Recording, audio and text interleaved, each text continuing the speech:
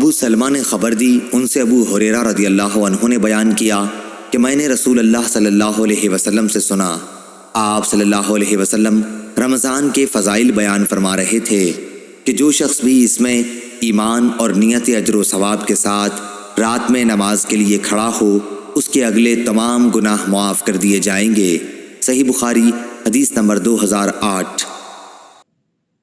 امام مالک رحمہ اللہ نے خبر دی، انہیں ابن شہاب نے، انہیں حمید بن عبد الرحمن نے اور انہیں ابو ہریرہ رضی اللہ عنہ نے کہ رسول اللہ صلی اللہ علیہ وسلم نے فرمایا، جس نے رمضان کی راتوں میں بیدار رہ کر نماز تراویح پڑھی ایمان اور ثواب کی نیت کے ساتھ، اس کے اگلے تمام گناہ معاف ہو جائیں گے۔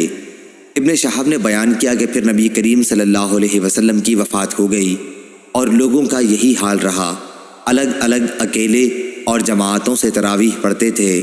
اس کے بعد ابو بکر رضی اللہ عنہ کے دور خلافت میں اور عمر رضی اللہ عنہ کے ابتدائی دور خلافت میں بھی ایسا ہی رہا۔ صحیح بخاری حدیث نمبر 2009۔ ابن شہاب سے امام مالک رحمہ اللہ کی روایت ہے، انہوں نے عروہ بن زبیر رضی اللہ عنہ سے اور انہوں نے عبد الرحمن بن عبد القاری سے روایت کی کہ انہوں نے بیان کیا کہ میں عمر بن خطاب رضی اللہ عنہ کے ساتھ رمضان کی ایک رات کو مسجد میں گیا۔ سب لوگ متفرق اور منتشر تھے، کوئی اکیلا نماز پڑھ رہا تھا اور کچھ کسی کے پیچھے کھڑے ہوئے تھے۔ اس پر عمر رضی اللہ عنہ نے فرمایا، میرا خیال ہے کہ اگر میں تمام لوگوں کو ایک قاری کے پیچھے جمع کر دوں تو زیادہ اچھا ہوگا۔ چنانچہ آپ نے یہی ٹھان کر ابی ابن کعب رضی اللہ عنہ کو ان کا امام بنا دیا۔ پھر ایک رات جو میں ان کے ساتھ نکلا تو دیکھا کہ لوگ اپنے امام کے پیچھے نماز تراویح پڑھ رہے ہیں۔ حضرت نے فرمایا، یہ نیا طریقہ بہتر اور مناسب ہے، اور رات کا وہ حصہ جس میں یہ لوگ سو جاتے ہیں اس حصے سے بہتر اور افضل ہے جس میں یہ نماز پڑھتے ہیں۔ آپ کی مراد رات کے آخری حصے کی فضیلت سے تھی، کیونکہ لوگ یہ نماز رات کے شروع ہی میں پڑھ لیتے تھے۔ صحیح بخاری حدیث نمبر 2010۔ امام مالک نے بیان کیا، ان سے ابن شہاب نے، ان سے عروہ بن زبیر رضی اللہ عنہ نے اور ان سے نبی کریم صلی اللہ علیہ وسلم کی زوجہ مطہرہ حضرت عائشہ رضی اللہ عنہا نے کہ نبی کریم صلی اللہ علیہ وسلم نے ایک بار نماز تراویح پڑھی اور یہ رمضان میں ہوا تھا۔ صحیح بخاری حدیث نمبر 2011۔ عروہ نے خبر دی اور انہیں عائشہ رضی اللہ عنہا نے خبر دی کہ رسول اللہ صلی اللہ علیہ وسلم ایک مرتبہ رمضان کی نصف شب میں مسجد تشریف لے گئے اور وہاں تراویح کی نماز پڑھی۔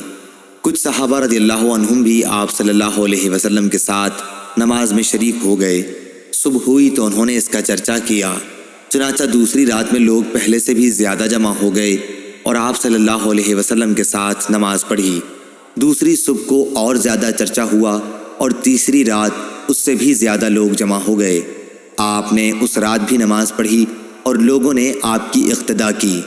چوتھی رات کو یہ عالم تھا کہ مسجد میں نماز پڑھنے آنے والوں کے لیے جگہ بھی باقی نہیں رہی تھی، لیکن اس رات آپ صلی اللہ علیہ وسلم برآمد ہی نہیں ہوئے، بلکہ صبح کی نماز کے لیے باہر تشریف لائے۔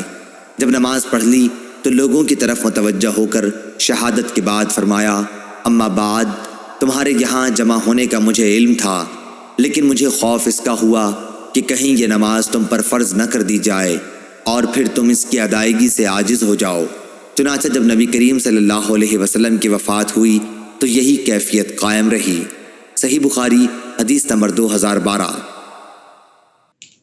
امام مالک رحمہ اللہ نے بیان کیا، ان سے سعید مقبری نے، ان سے ابو سلمہ بن عبد الرحمن نے کہ انہوں نے عائشہ رضی اللہ عنہا سے پوچھا کہ رسول اللہ صلی اللہ علیہ وسلم تراویح یا تہجد کی نماز رمضان میں کتنی رکعتیں پڑھتے تھے؟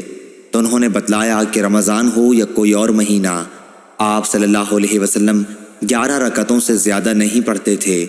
آپ صلی اللہ علیہ وسلم پہلی 4 رکعت پڑھتے، تم ان کے حسن و خوبی اور طول کا حال نہ پوچھو، پھر 4 رکعت پڑھتے، ان کے بھی حسن و خوبی اور طول کا حال نہ پوچھو، آخر میں 3 رکعت وتر پڑھتے تھے۔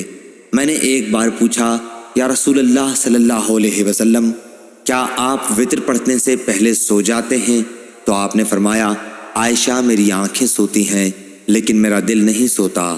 صحیح بخاری حدیث نمبر 2013۔